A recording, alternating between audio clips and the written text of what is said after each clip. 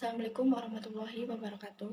Perkenalkan, nama saya Nabila Oktaviani dengan NIM B11220140. Di sini saya akan menjelaskan tugas dari mata kuliah Pendidikan Agama Islam dengan tema Peradaban Islam pada masa Abu Bakar As-Siddiq. Kata sejarah dalam bahasa Arab disebut tarikh, yang menurut bahasa berarti ketentuan masa, sedangkan menurut istilah berarti keterangan yang telah terjadi di kalangannya pada masa yang telah lampau atau pada masa yang masih ada. Sedangkan peradaban Islam yakni kejadian-kejadian atau peristiwa yang terjadi di masa silam yang diabadikan di mana pada saat itu Islam merupakan pokok kekuatan dan sebab timbulnya suatu kebudayaan. Sejarah Islam sendiri dibagi menjadi 3 periode, yaitu periode klasik 650 Masehi sampai 1250 Masehi, periode pertengahan 1250 Masehi sampai 1800 Masehi, dan periode modern 1800 Masehi sampai sekarang. Faktor timbulnya peradaban Islam antara lain terjadinya asimilasi bangsa Arab dan bangsa lainnya, semangat kaum muslim untuk menyebarkan agama Islam, dan tingginya semangat belajar dan menggali ilmu agama. Namun, faktor-faktor ini sudah mulai hilang ataupun tergantikan, sehingga terjadi perbedaan peradaban Islam di zaman sekarang. Selanjutnya, pengertian Khulafaur Rasyidin yaitu Khulafaur Rasyidin dalam arti bahasa orang yang ditunjuk sebagai pengganti pemimpin atau penguasa yang selalu mendapat petunjuk dari Allah Subhanahu wa taala. Sedangkan menurut istilah Khulafaur Rasyidin adalah pemimpin umat dan kepala negara yang telah mendapat petunjuk dari Allah untuk meneruskan perjuangan Nabi. Sebenarnya ada 4 sahabat Rasul yang termasuk dalam Khulafaur Rasyidin, yaitu Umar bin Khattab, Utsman bin Affan, Ali bin Abi Thalib, dan Abu Bakar As-Siddiq. Keistimewaan dari Khulafaur Rasyidin diantaranya adalah menjadi sahabat pertama yang masuk Islam dari kalangan laki-laki, meraih kemuliaan mendapatkan gelar As-Siddiq dari Allah dan Rasulnya, serta menjadi pendamping Nabi dalam perjalanan dakwahnya. Di sini, saya akan membahas atau menjelaskan tentang Abu Bakar As-Siddiq sebagai Khulafaur Rasyidin, serta peradaban Islam pada masanya. Nama lengkap Abu Bakar As-Siddiq yaitu Abdullah bin Utsman bin Amir bin Amru bin Ka'ab bin Sa'ad bin Taim bin Murrah bin Ka'ab bin Lu'ay bin Honib bin Fir al-Quraish al-Tamimi, dan dikenal dengan Abdul al-Ka'bah di masa jahiliyah. Ibunya adalah Ummul al-Khair Salma binti Khair bin Amir bin Ka'ab bin Sa'ad bin Taim. Ayahnya diberi kunyah Abu Quhafah, berarti ayah dan ibunya berasal dari kabilah Bani Taim. Abu Bakar dilahirkan di Mekah 2 tahun setelah tahun gajah. Abu Bakar dikenal sebagai seorang yang berperilaku terpuji, tidak pernah minum khamar, dan selalu menjaga kehormatan diri.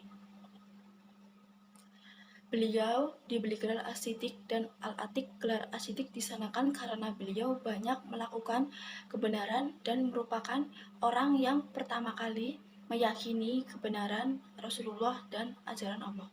Sedangkan Al-Atiq disandangkan karena wajahnya yang atik atau cerah dan bersih, juga dikatakan karena garis keturunannya bersih dan tidak ada yang cacat. Abu Bakar merupakan sahabat yang senantiasa menemani dakwah Rasulullah. Beliau rela berkorban dengan harta dan jiwa yang ia miliki untuk mendukung dan menyebarkan risalah dakwah. Abu Bakar wafat pada usia 63 tahun, tepatnya pada Jumadil Akhir tahun 13 Hijriah karena sakit.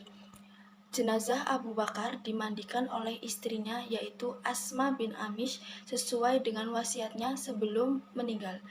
Ada riwayat yang mengatakan bahwa Abu Bakar menderita sakit yang menghantarkan dirinya kepada kematian, disebabkan oleh makanan yang dibubuhi racun oleh seorang Yahudi. Abu Bakar memakannya bersama dengan Al-Haris bin Qaladah dan Al-Atab bin Usaid, lalu mereka pun mengalami penyakit dan meninggal pada hari yang sama. Terpilihnya Abu Bakar As-Siddiq sebagai khalifah.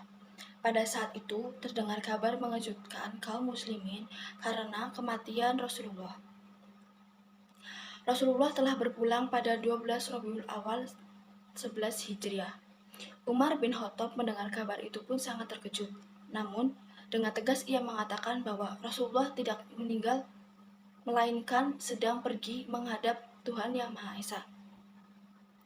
Sama halnya dengan Musa bin Imran yang menghilang dari masyarakat selama 40 malam, kemudian kembali setelah dinyatakan meninggal. Abu Bakar yang mendengar berita itu pun terkejut sama halnya Umar bin Khattab. Abu Bakar langsung pergi menuju rumah Rasulullah dan dilihatnya Rasulullah sudah diselubungi kain. Lalu Abu Bakar maju dan menyekap kain itu dan terlihat wajah Rasulullah sambil berkata, "Alangkah sedapnya sewaktu engkau hidup dan alangkah sedapnya sewaktu engkau mati."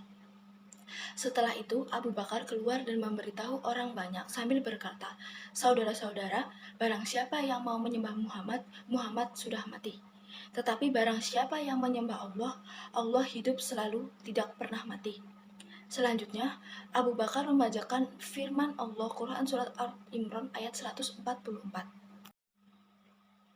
Wa ma Muhammadun illa rasul qad khalaq min qablihir rasul afa imma taw aw qatilan qalabtum ala aqabikum wa may yanqalib ala akibaihi falan yadurullaha syai'an fasayajzilallahu syakirin.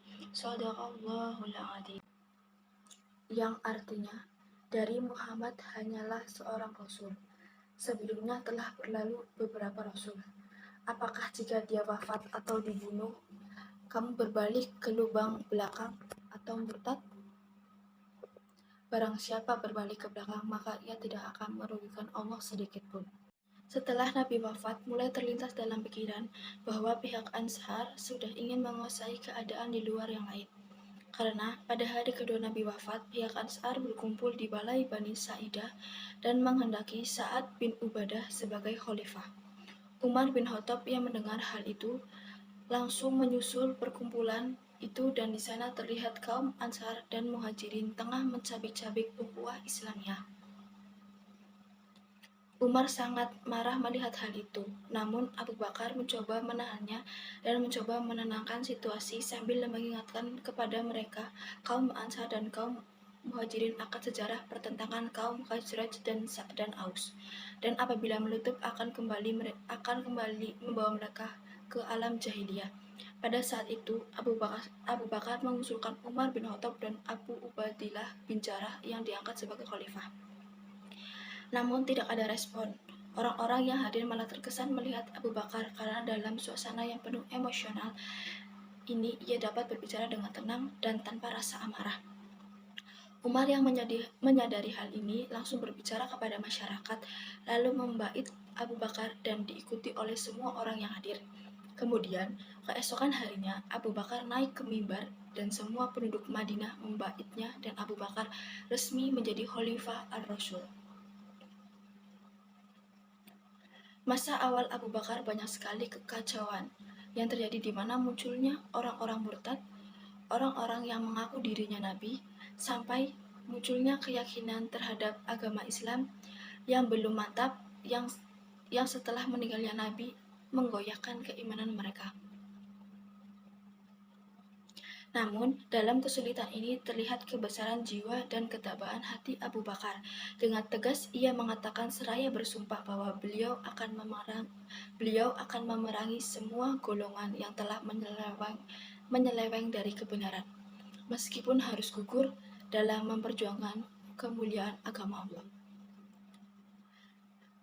Dari ketabahan hati dan perjuangan Abu Bakar sehingga akhirnya terjadi kemajuan pada masa Abu Bakar As-Siddiq sebagai khalifah. Abu Bakar tetap melanjutkan rencana Rasulullah untuk mengirim pasukan ke daerah Syria dalam rangka memantapkan keamanan wilayah Islam dari serbuan Persia dan Bizantium yang dipimpin oleh Usama bin Zaid.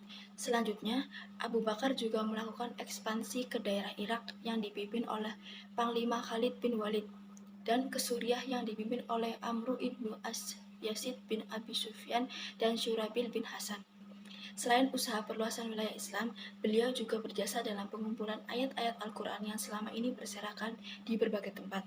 Walaupun masa pemerintahan Abu Bakar terjadi dalam waktu yang singkat, yaitu 2 tahun, namun ia berhasil mempersatukan suku-suku yang sebelumnya memusuhi Islam.